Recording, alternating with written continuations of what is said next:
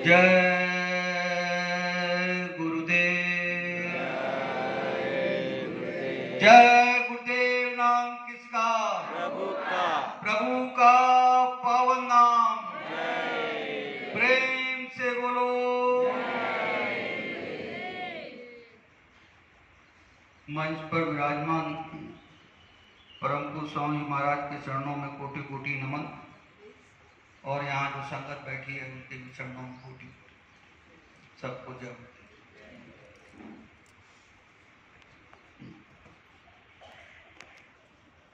आज इस साधना शिविर के दूसरे दिन हम सब लोग गुरु महाराज के चरणों में बैठ करके उनकी याद में यहाँ ध्यान भजन सुमरन कर रहे हैं। आप और हम बहुत सौभाग्यशाली हैं।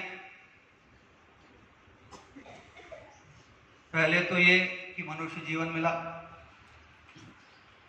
गुरु महाराज सत्संग में कहते थे 84 लाख जोनियों को भटकने के बाद ये मनुष्य जीवन मिलता है। और सभी ग्रंथों में लिखा है बड़े भाग मानुष तन पावा, सुर दुर्लभ सब संतन गावा। तो ऐसे मनुष्य शरीर को पाकर के आप और हम सब धन्य। फिर गुरु महाराज सत्संग में सुनाते थे दूसरा सौभाग्य आपका यह है, खोजोरी प्यारी जगत में दुर्लभ रतन। खोजोरी प्यारी गुरु को जगत में दुर्लभ रतन। तो वो भी आपको खोजना नहीं पड़ा। कितने सौभाग्यशाली गुरु महाराज आपको मिल गए। नहीं जीवन निकल जाता है और सच्चे गुरु नहीं मिलते लोग। और हम लोगों को गुरु महाराज बिना खोजे ही मिल गए। गुरु महाराज ने जगह जगह काफले निकाले, सत्संग का आयोजन किया, ढिंढोरा पीटा, आवाज लगा करके घेर घार करके हम लोगों को जो है सत्संग में लेके आए। कोई बीमारी के नाम पर, कोई नौकरी के नाम पर, कोई बच्चे के नाम पर सत्संग में गुरु महाराज के पास आया और गुरु महाराज ने नाम की बख्शीश दी। बिना हमारे मांगे गुरु महाराज ने हमको अपने चरणों में लगा दिया। कितना बड़ा सौभाग्य हमारा। नहीं तो पूरा जीवन गुजर जाता है और संत महापुरुष नहीं मिलते, शब्द वेदी महात्मा नहीं मिलते। पहला हमारा सौभाग्य कि मनुष्य जीवन मिला, दूसरा हमारा सौभाग्य हमको ऐसे गुरु महाराज मिले। ये मनुष्य जीवन मिलता और गुरु महाराज नहीं मिलते तो भी ये जीवन व्यर्थ था। दूसरा सौभाग्य हमारा कि हमको गुरु महाराज मिल गए और उन्होंने अपने चरणों में लगा। इसके बाद फिर हमारा सौभाग्य कि गुरु महाराज ऐसा स्थान दे गए जहां उनके चरण पड़े और हम वहां बैठ करके ध्यान भजन सुमरन कर रहे हैं, उनके आदेश का पालन कर रहे हैं। गुरु महाराज सत्संग में कहते थे भक्ति का ही की गुरु आदेश का पालन से। भक्ति वही कि गुरु आदेश का पालन। तो गुरु आदेश के पालन में जहां जहां सत्संग होते हैं वहां हम लोग पहुंचते हैं, ध्यान भजन सुमरन का लाभ लेते हैं। तो ये सौभाग्य हमारा बहुत अच्छा कि ऐसे स्थान पर बैठ के हम लोग ध्यान भजन सुमरन कर रहे हैं जहां गुरु महाराज के चरण पड़े और उनके आदेश के पालन में भले निमित्त मात्र बने न बने हम लोग बैठे तो हैं। गुरु महाराज ने कहा नामदान लेकर के जो सत्संग में जाए आए नहीं, ध्यान भजन सुमरन न करे, वो सत्संगी किस बात का। नामदान लिया तो कम से कम सत्संग में जाओ, क्योंकि सत्संग में जाने आने से गुरु महाराज विराजमान रहते हैं, उनकी दया मिलती है। और जो निमित्त मात्र उन्होंने बताया कि 24 घंटे में से बाल बच्चों की सेवा कर लो, आए गए का सत्कार कर लो, काम धंधा कर लो, समय निकाल करके 1 घंटा सुबह 1 घंटा शाम जो रास्ता बताया आप बैठ। जैसे बहन ने बताया बने ना बने कभी गुरु महाराज का ज्वार भाटा आएगा आपको अपने साथ देश ले जाएगा, अपने चरणों में ले जाएगा। क्योंकि गुरु महाराज ने तो कहा ही है कि हमारा वही देश से जहां तुम्हारो धाम और तुमको घर पहुंचाना एक। उनका एक ही काम, बोले हम तो आए ही आपको लेने के लिए और आप चलने को तैयार नहीं। किसी का मन यहाँ घर गृहस्थी में है, किसी के बाल बच्चों में, किसी का मोह माया में, हम बंधनों से मुक्त हो ही नहीं रहे। जन्माष्टमी आई, स्वामी जी सत्संग में कहा जन्माष्टमी में 8 बंधन से जब तक मुक्त नहीं होंगे, जन्माष्टमी अष्टमी बंधन से तब तक के कैसे शरीर हल्का होकर गुरु के चरणों में पहुंचेगा। बंधनों से जब मुक्त होकर के ध्यान भजन सुमरन में बैठेंगे तो गुरु महाराज की दया। गुरु महाराज तो लेने आए हुए हमको जो है, तो गुरु महाराज बराबर दया कर रहे हैं। जैसा कि अभी और वक्ताओं ने बताया कि सत्संग तो सिर्फ गुरु महाराज करते हैं, हम लोग तो उनके संदेशों को दोहराते हैं, याद दिलाते हैं। तो यही निवेदन है प्रेमियों से कि जो गुरु महाराज का आदेश है और उनके जो सत्संग है वो 1952 से लेकर के और 2012 तक 60 साल तक गुरु महाराज ने जो सत्संग वचन दिए हैं, हमको नियम से उनको सुनना चाहिए, वचनों को अपने अंतर में उतारना चाहिए। मालिक यही कहते हैं कि अपने मन को थोड़ा ढीला करो, दुनिया से अलग करो और सत्संग में लगाओ। प्रार्थना गुरु महाराज की बनाई हुई है, अरे मन किस पे भूला है गुरु बिन कौन तेरा। स्वामी जी ने अपने हाथ से प्रार्थना लिखी है कि अरे मन किस पे भूला है गुरु बिन कौन तेरा।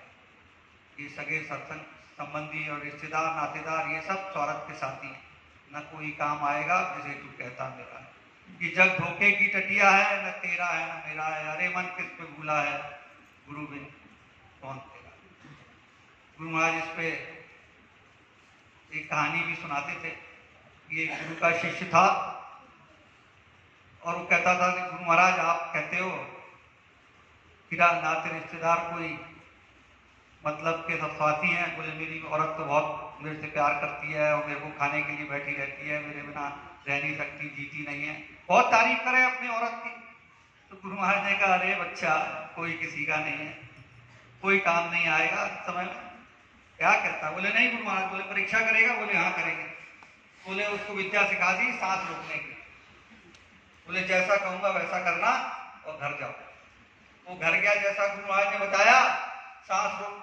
उसकी औरत आई, बोली कैसे हैं? बोले ठीक है। पानी लेने गई, तब तक गुरु महाराज ने विद्या सिखाई थी सांस रोकने की। धड़ाम से सांस रोक करके नीचे गिर गई। औरत उसकी पानी लेकर के आई तो देखा अरे मेरा आदमी तो गिरा पड़ा है, देखा कहीं हिल डुल नहीं रहा, नस-वस देखी, बोले सांस नहीं चल रही, बोले चला गया। अड़ोस पड़ोस में आवाज लगाई, आए दैया देखो मेरे पति को क्या हो गया। लोग दौड़ कर क्या आए, देखा तो बोले अरे ये तो सांस चली गई। बोले ये तो शरीर छूट गया। बोले तैयारी करो ले जाने की। अब वो तो सांस रोक करके सब सुन रहा था। गुरु महाराज ने उसको बता दिया था बोलना मत, जब गिरो तो हाथ पांव फैला करके गिरना। तो जैसा आपको मालूम है कि जब कोई आदमी का शरीर छूट जाता है और हाथ पांव से उसके रहे तो अकड़ जाते हैं तो फिर समेटे नहीं जाते। तो उसने अपने हाथ पांव अकड़ा लिए। जब उनको टटिया पे लिटाया गया तो उसने हाथ पांव ऐसे करके लिटाया। उनके घर का दरवाजा छोटा था तो ले जाने के लिए निकले तो निकले नहीं, उसका शरीर को हाथ पांव छोड़ा दिए थे उसने।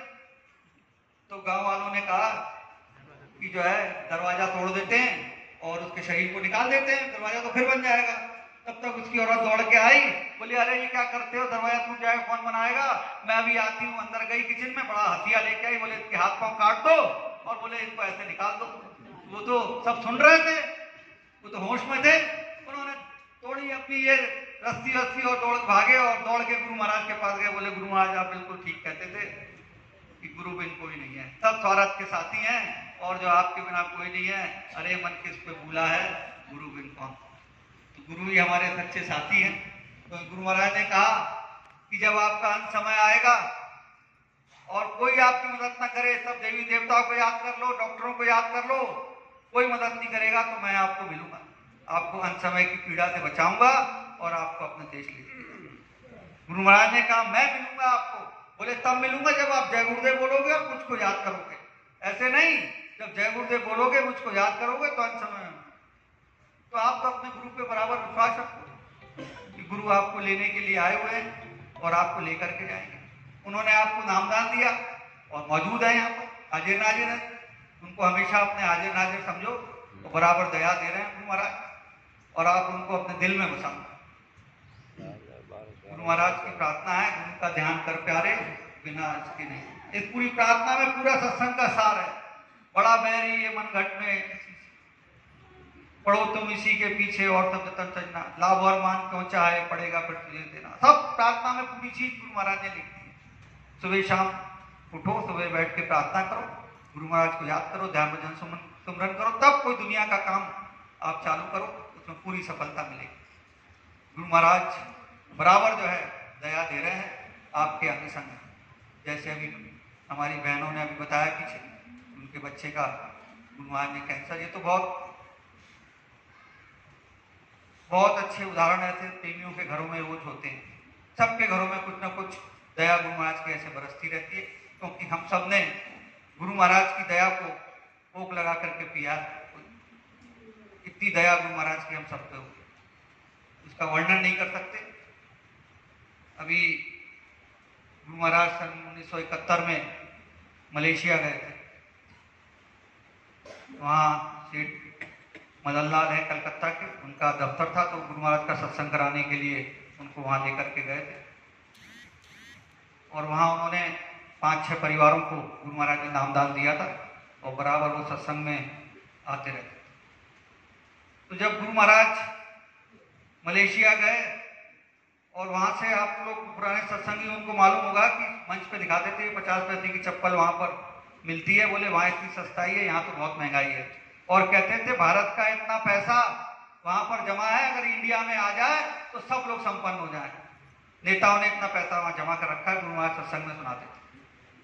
तो हमारी घर में परिवार में जब गुरु महाराज मलेशिया गए तो चर्चा होती थी। हमारी बहन थी, बोले तुमको मलेशिया ही भेजेंगे। तो ऐसा संयोग बना कि 1978 के यज्ञ में उनका परिवार जो है बनारस काशी में जो साधना शिविर लगा था उसमें आकर के रुका। हमारे परिवार भी रुका। उन्होंने हमारी बहन को देखा, उनका भी लड़का था, तो पसंद आया। तो जो 69 का 79 का यज्ञ था अहमदाबाद में, वहाँ पर उन्होंने गुरु महाराज से निवेदन किया कि हम बच्ची से अपने बच्चे की शादी करना चाहते हैं। तो गुरु महाराज ने उनकी शादी वहाँ आश्रम पे करा दी। और हमारी बहन जो है, जो हम लोग चढ़ाते थे कि गुरु महाराज मलेशिया में, वास्तव में मलेशिया पहुँच गई परिवार। तो ऐसी दया गुरु महाराज की जो है मलेशिया में वहाँ सत्संग होने लगा, बराबर लोग वहाँ से आने लगे। उनके परिवार में भी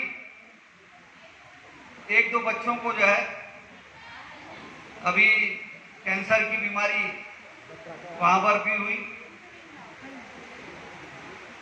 अरे बूंदाबांदी है, ये तो बारिश गुरु महाराज की मौज है, बरसात पड़ती है, कपड़े वपड़े भीग जाएंगे, फिर डूब जाएंगे, कोई बात नहीं है,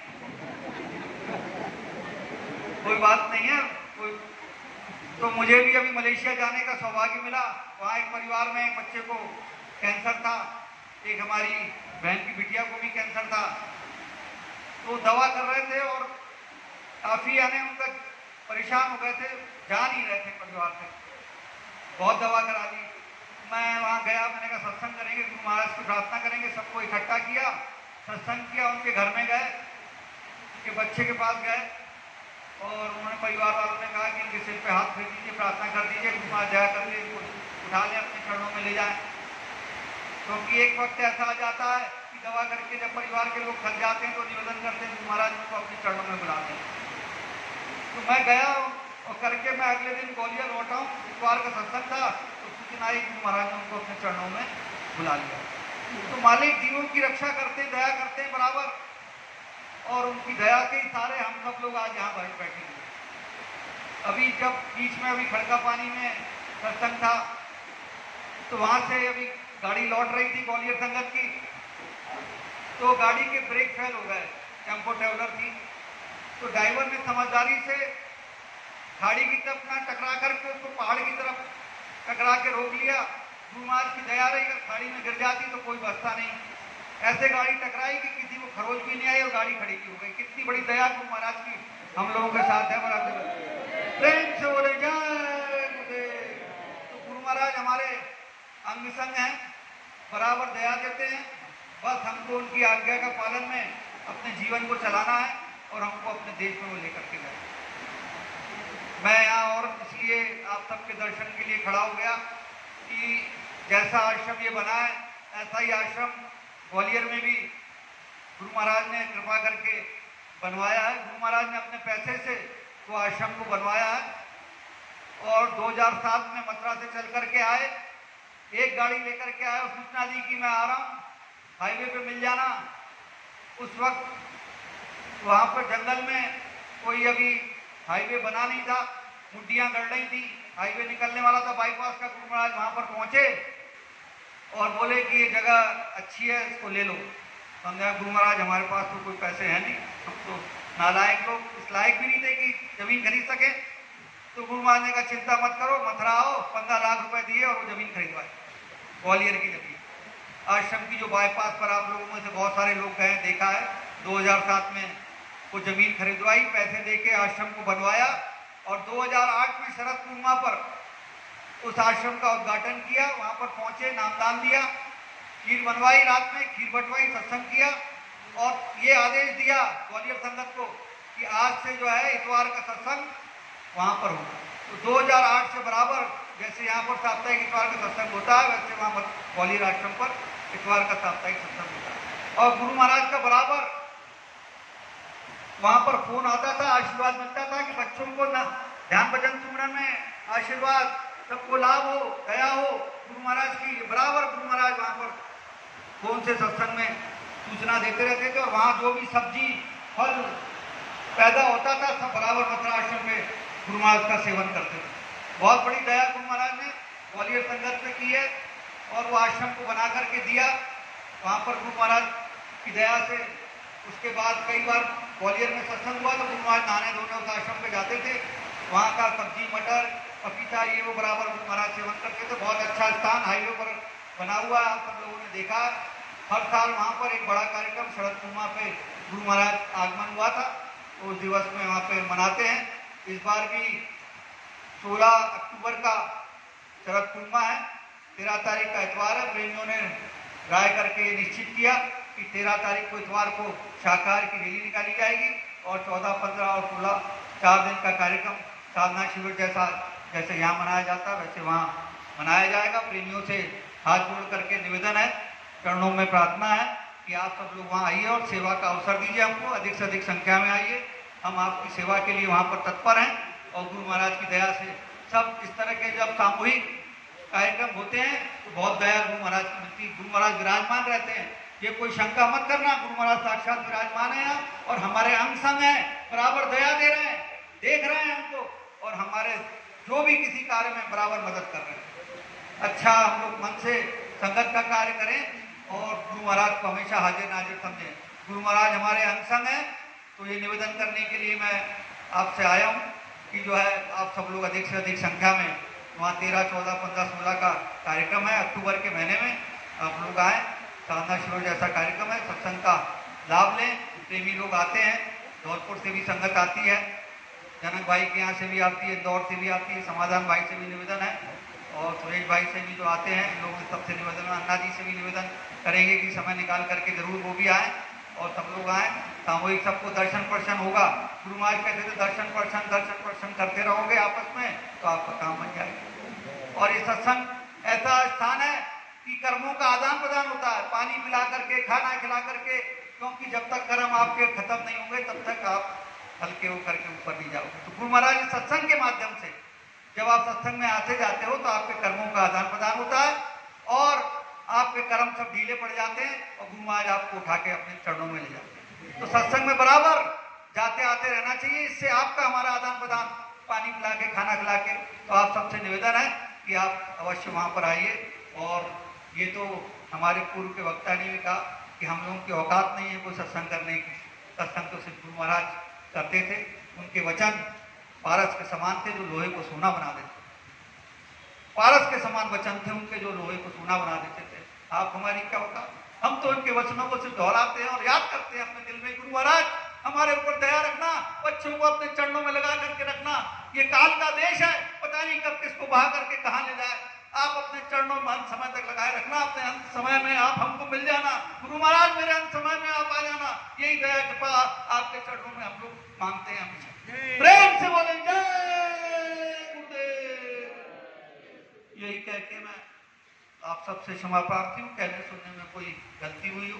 छोटा बच्चा हूँ, पप्पू मेरा नाम है। गुरु महाराज ने रखा, छोटा रखा और सब लोग क्षमा करते रहे। प्रेम से बोले जय